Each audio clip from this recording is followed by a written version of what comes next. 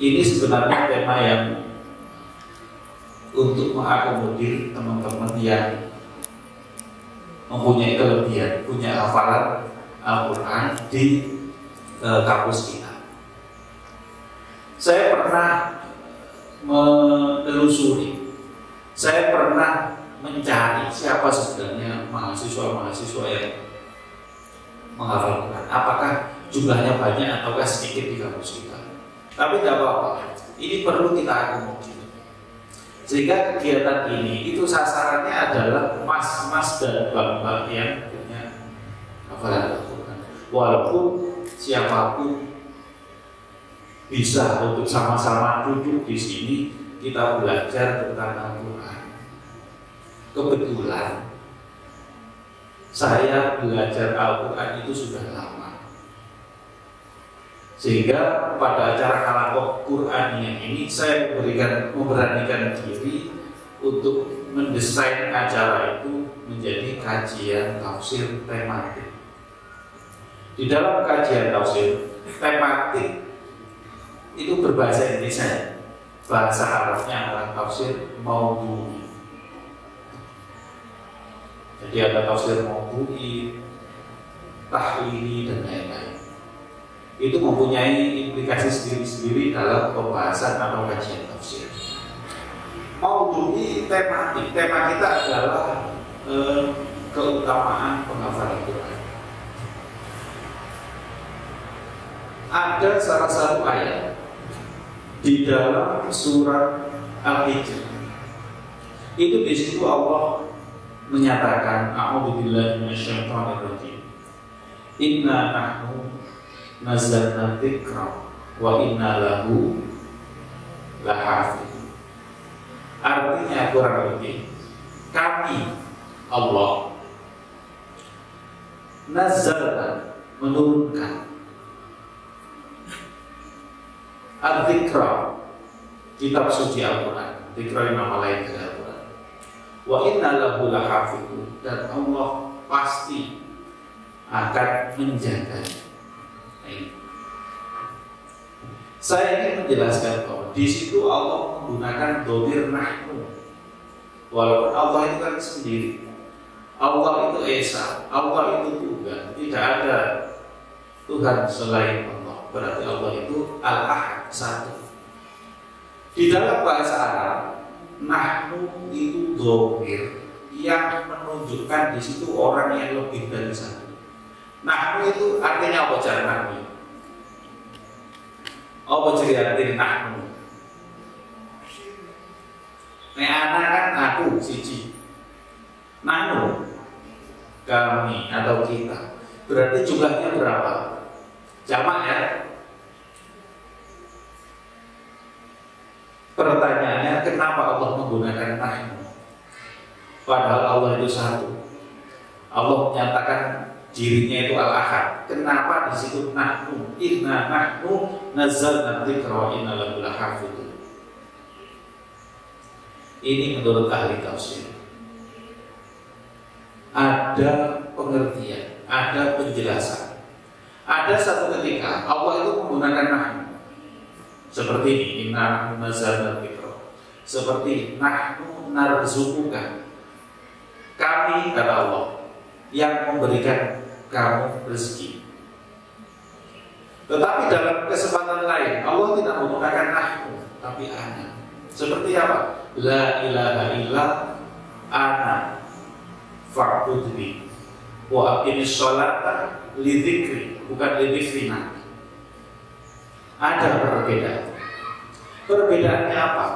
Di sini penjelasan para ahli tafsir, bahwa ketika Allah itu menggunakan dhamir nahnu ketika menyebut dirinya, maka di situ di dalam proses tersebut itu ada keterlibatan pihak-pihak yang lain.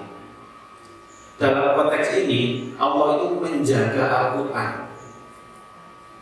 Allah yang menurunkan Al-Quran, kemudian Allah yang menjaganya dari dulu sampai sekarang. Berarti ada pihak-pihak lain yang dilibatkan oleh Allah dalam proses penjagaan Al-Quran tersebut.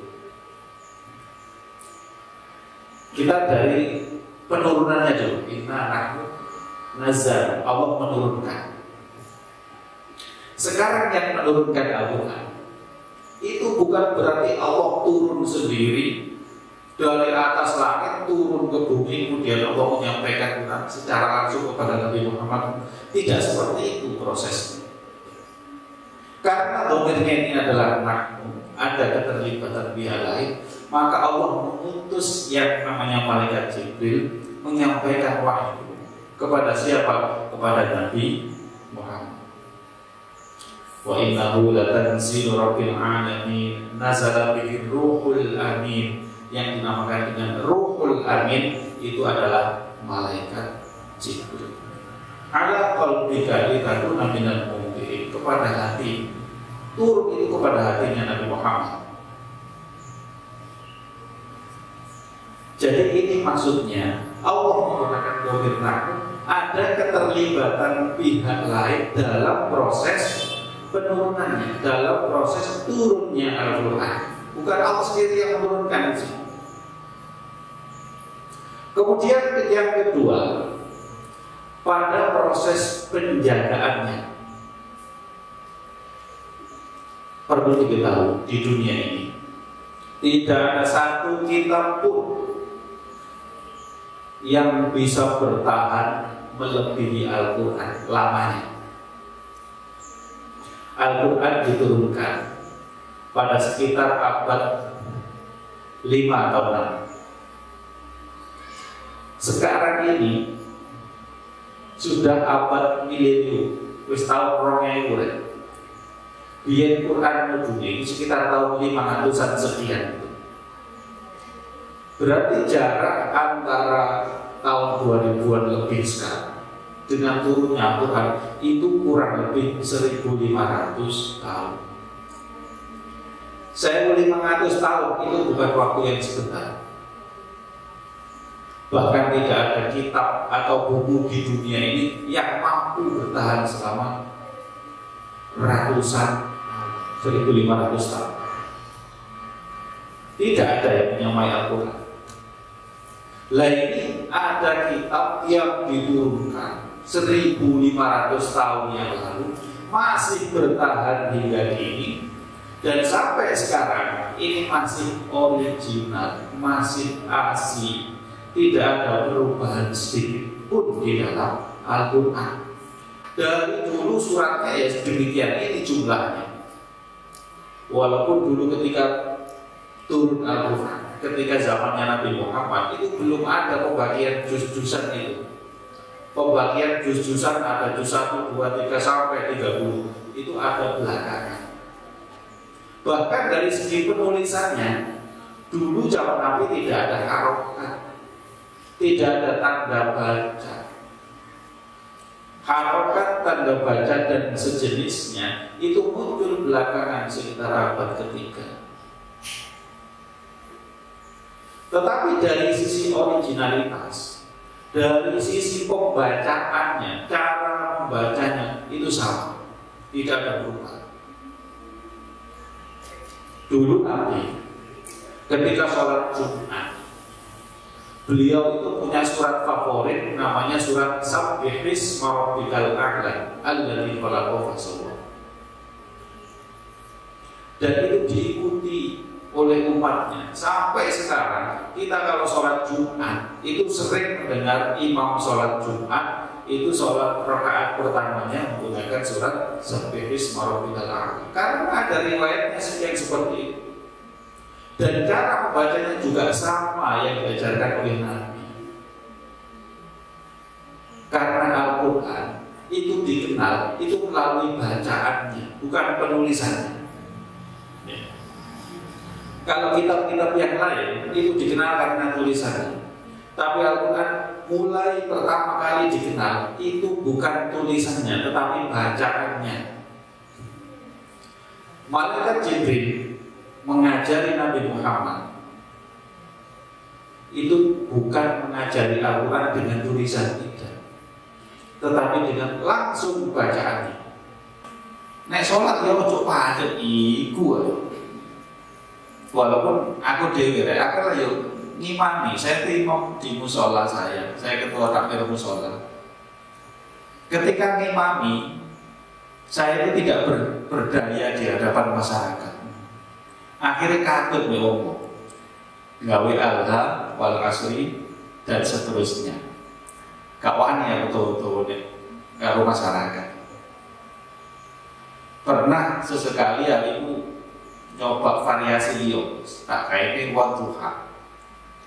Jadi sampai nek salat terawih rakaat pertama wadduha, kedua alam nasroh, kemudian salam, dilanjutkan lagi watini ikra inna anzalna. Iku iso pas itu jumlahnya 20.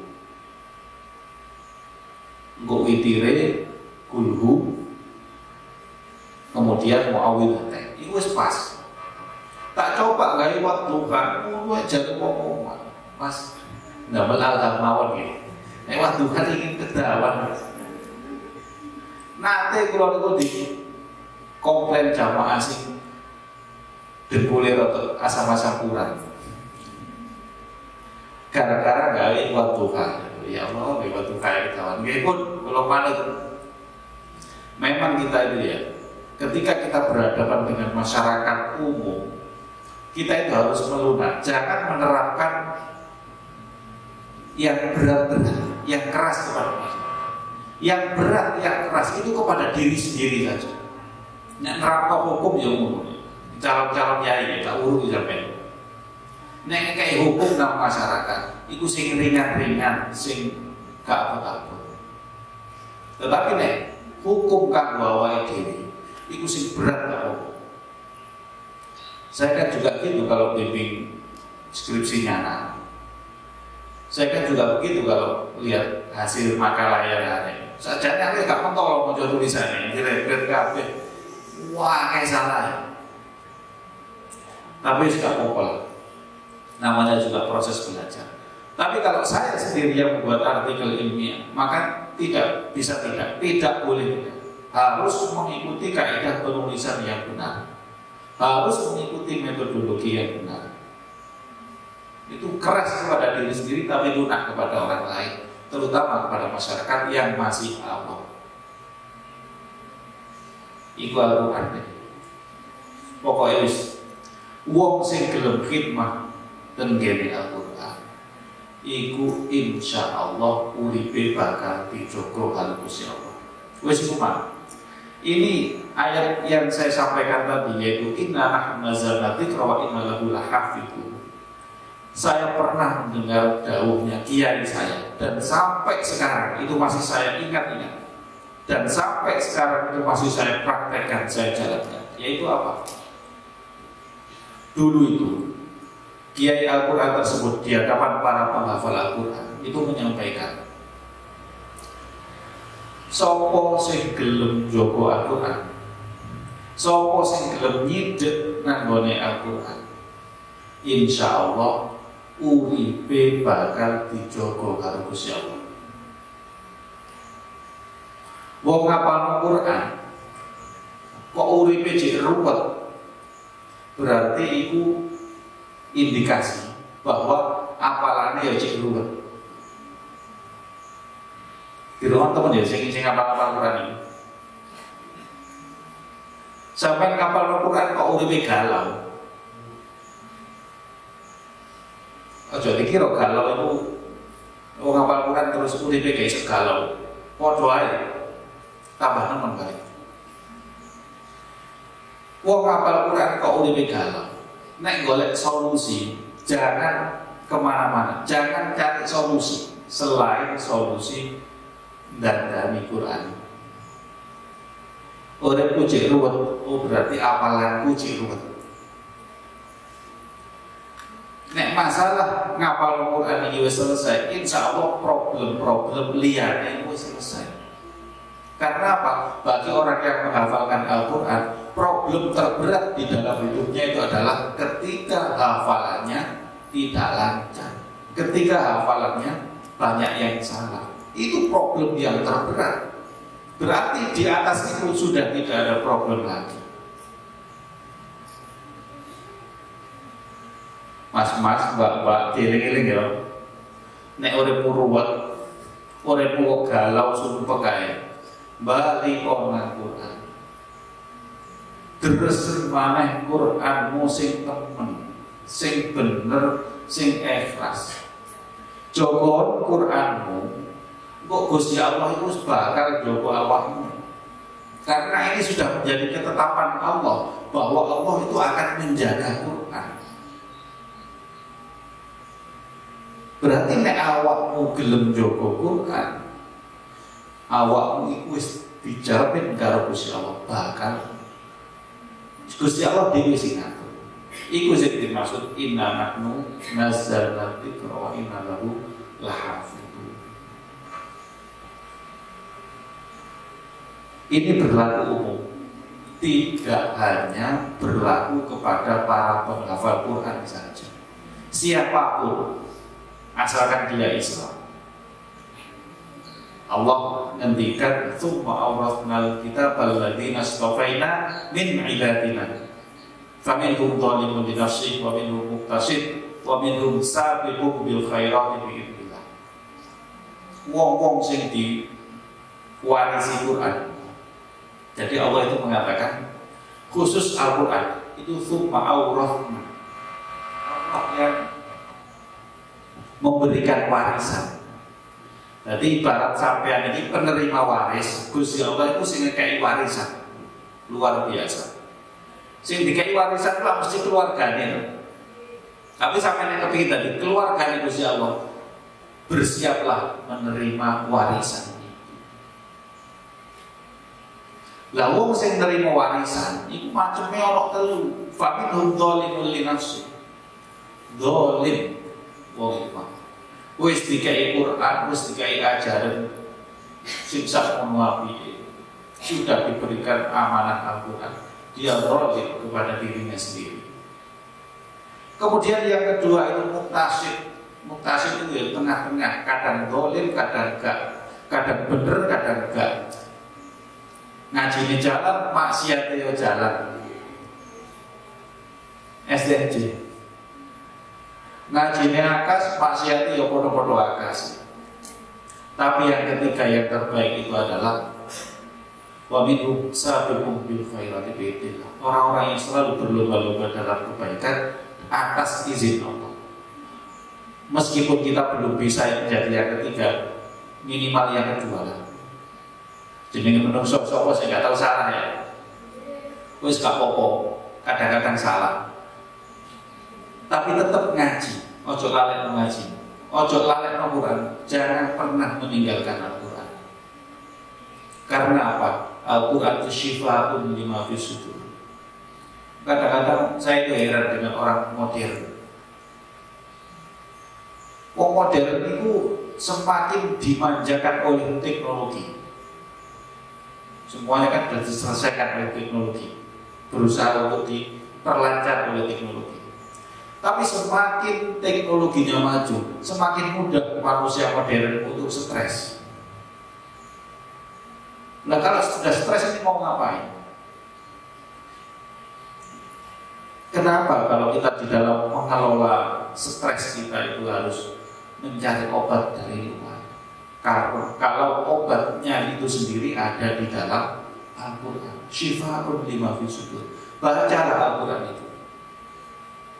Makanya poro-poro yai zaman dulu ketika mengajari kita itu di antara obat hati, di antara tombo hati itu adalah mojo Quran angen-angen sak berkati. Tak ada baca-baca sing hafal Quran ini itu udah ngaji. Mojo Quran angen-angen sak upload. Ayo kita kembali kepada Al-Quran. Al-Quran itu syifaun lima fis sudur, penyembuh bagi segala macam penyakit hati. Kalau hidup kita masih galau, kalau hidup kita masih sering susah, berarti ada jarak antara kita dengan Al-Quran. Siapapun dia, asalkan orang Islam, baik yang menghafalkan Al-Quran maupun yang tidak, tentu lebih-lebih bebannya itu lebih besar kepada orang-orang yang menghafalkan Al-Quran. Bagi saya, orang yang sejak kecil belum berkecimpung di dunia menghafal Quran, wong saya ini rada aneh menurut gue. Wong hafal Quran itu tambah akeh jumlahnya, gak karu-karuan. Sekarang itu lembaga-lembaga pendidikan berlomba-lomba untuk membuat program tahfidz Al-Quran. Apa maneh setingkat SD dan MI. Saya ini seolah-olah sekolah itu koyok wajib ono program tahfidz Quran. Biar dikaiti sekolah-sekolah MI. Saya ini gak sekolah-sekolah SD, sekolah negeri sama berlomba-lomba untuk membuat program tahfidz Quran. Koyok-koyok sekolah kalau tidak ada program tahfidz Qurannya itu tidak keren. Tapi ini perhatikan ya, mas-mas bapak, banyak orang hafal Quran, banyak orang diarani hafal Quran. Sing hafal Quran temenan iki titik. Ayo, gak percaya, disurvei. Terutama ruang sing hafal Quran ya. Mojokerto, itu jumlah tahfidze wakeh 1.500-an kira-kira. Karena data yang saya peroleh pada tahun 2014-an itu 1.200. Ayo, di antara 1.200 orang itu sing hafalan Qur'ane wani cul-culan siji 30, adakah 50%? Pasti tahu. Sangat sedikit. Sing hafal Quran temenan. Hafal Quran temenan itu wani maca cul-culan siji 30 ya. Ojo mentang-mentang wis sudah wis duwe syahadah kemudian mengawu. Masyarakat mesti nganggep sampean itu hafal Quran. Bulajar buka itu masyarakat kan gak ngerti. Ngerti kan itu udah ngaji hataman orang yang kalau mik gak kelirik kelas. Tapi dhuwur wis kata. Berarti nek dhuwur kata itu sing diwacakan siji maksimal paling mocone cepet iku 1.15. Iki mocone cepet ora sekat target kelas. Nek mocone tartil sampai mulai setengah pintu atau jam paling oleh itu 11 juz atau 12 juz mocone rada kena. Ngono nek mari dhuwur iki ya diwaca dua kata. Berarti ada sekian banyak juz separuh likolat itu sing dibandrek. Awak dari biyen iki omong cilianku duwe kanca Quran diundang wong ngaji, diundang khatam. Aku kawani mau coret aku bagian bandrek aja.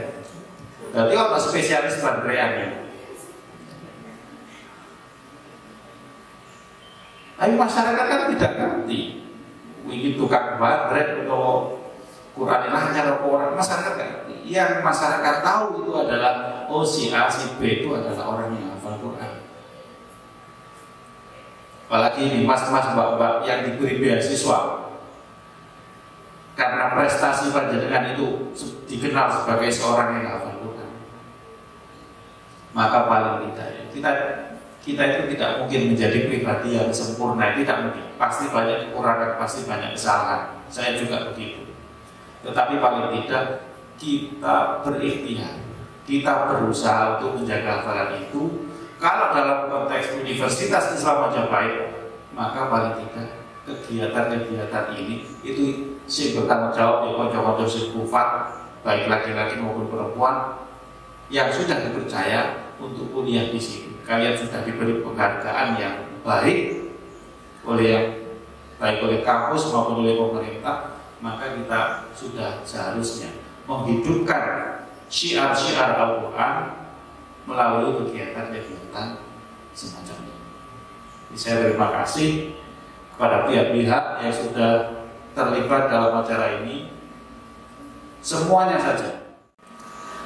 Demikian yang bisa saya sampaikan. Akhirul kalam, wallahul muwaffiq ila aqwamit thoriq. Assalamualaikum warahmatullahi wabarakatuh.